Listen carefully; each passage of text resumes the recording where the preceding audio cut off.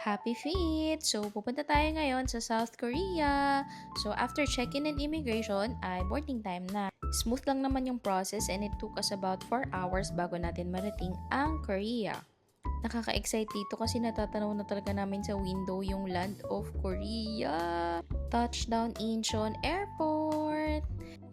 Hala, dito pa lang ramdam na talaga namin yung lamig. Upon arrival, ang temperature na nadatnan namin ay negative 1 degrees OMG.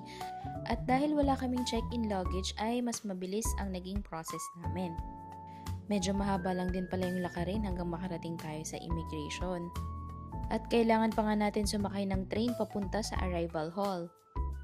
Medyo konti nga lang yung tao this time, I think dahil midnight yung arrival namin sa Incheon Airport. Anyways, time check, it's 11:30 p.m. in South Korea. By the way, South Korea is 1 hour ahead of Manila. After immigration ay bumili na kami ng ticket namin for the airport limousine going to Seoul. And it cost us 17,000 won each. Ayan. Next naman ay bumili kami ng T-Money card sa Nice to See You convenience store inside the airport.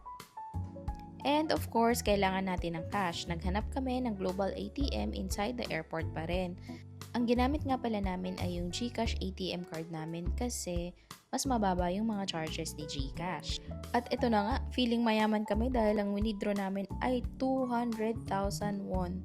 Diba? Pag 100,000 parang sobrang laki ng pakinggan para sa atin. Paglabas naman namin, ayan, usok check na agad si Janjan and tada! Dumating na rin yung bus namin. Bye!